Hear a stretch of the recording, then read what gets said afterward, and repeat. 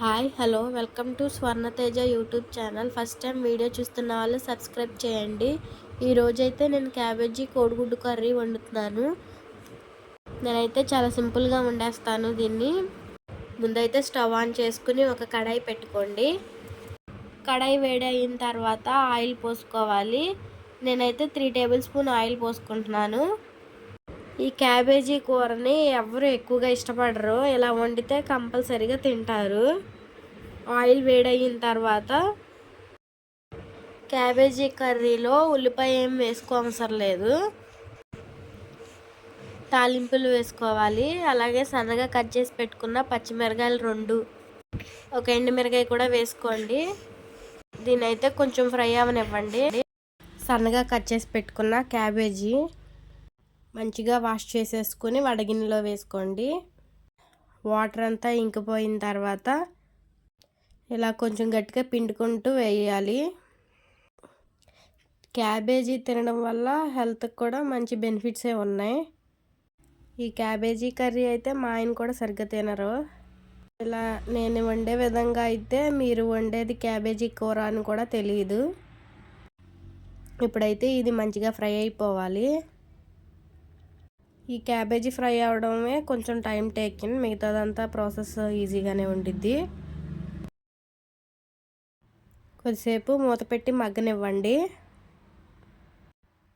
ఇప్పుడైతే మూత తీసి చూస్తున్నాను, చక్కగా ఫ్రై అవుతుంది. చూడండి, క్యాబేజీలో నుంచి వాటర్ వచ్చేసినాయి.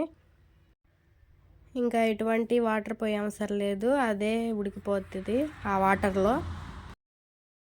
క్యాబేజీ మాత్రం బాగా ఫ్రై అవ్వాలి, లేకపోతే పచ్చి పచ్చిగా తినలేము అసలు. దీన్ని అయితే ఇంకొద్దిసేపు ఫ్రై అవనివ్వాలి. ఇక్కడైతే కొంచెం బాగానే ఫ్రై అయ్యింది. ఇందులోనే ఒక టమాటా చిన్న చిన్న ముక్కలుగా కట్ చేసుకుని వేసుకోవాలి. నేనైతే ఇంటర్ హాస్టల్లో చదువుకున్నాను. అక్కడైతే క్యాబేజీ ఫ్రై పప్పుచారు పెట్టేవాళ్ళు. అసలు క్యాబేజీ ఫ్రై ఉందని మెస్కి కూడా వెళ్ళేదాన్ని కాదు.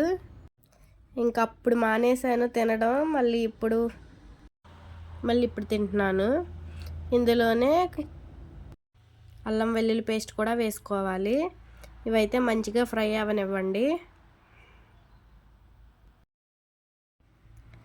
అలాగే చిటికెడు పసుపు కూడా వేసుకోవాలి.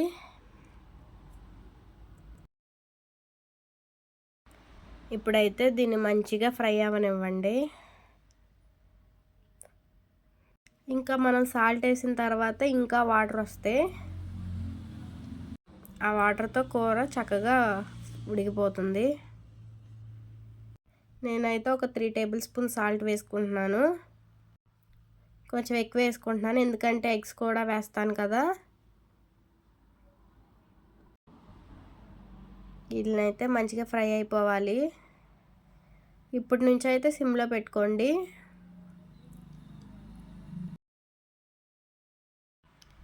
ఇక్కడైతే చూసారా వాటర్ వచ్చినాయి.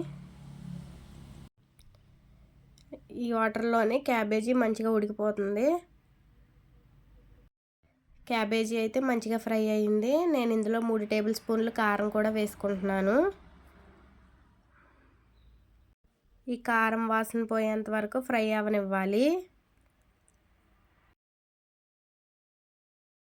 ఒక 5 మినిట్స్ దాకా బాగా ఫ్రై చేసుకోండి.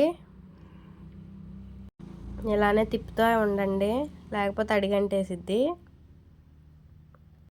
ఇప్పుడైతే నాకు మంచిగా ఫ్రై అయ్యింది. ఇందులో నేను 3 కోడిగుడ్లు వేయాలనుకుంటున్నాను. మీ ఇష్టం, ఎన్నైనా వేసుకోవచ్చు. ఈ ఎగ్ కూడా మంచిగా పొరుట్లాగా అయిపోవాలి, బాగా ఫ్రై అవ్వనివ్వాలి అది కూడా, లేకపోతే నీసు వాసన వస్తుంది. సిమ్లోనే పెట్టుకున్నాం కదా, అయినా తిప్పుతూనే ఉండాలి. ఇందులోనే కొద్దిగా గరం మసాలా కూడా వేసుకోండి. ఇంకా ఎక్స్ట్రా ఫ్లేవర్గా ఉండిద్ది కర్రీ. తినే వాళ్ళకి మనం చెప్పేదాకా ఇది క్యాలీఫ్లవర్ అని కూడా తెలియదు. ఒక 2 మినిట్స్ దాకా బాగా ఫ్రై అవనివ్వండి.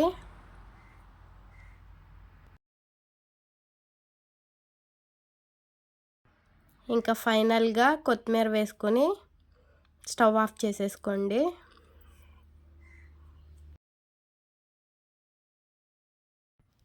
సింపుల్గా క్యాలీఫ్లవర్ కోడిగుడ్డు కర్రీ రెడీ. ఈసారి క్యాలీఫ్లవర్ తెచ్చుకున్నప్పుడు తప్పకుండా ఈ స్టైల్లో మీరు మీ ఇంట్లో ట్రై చేయండి. టేస్ట్ ఎలా వచ్చిందో కూడా కామెంట్ చేయండి. ఇంకా నేనేమన్నా రెసిపీస్ చేయాలన్నా కూడా కామెంట్ చేయండి.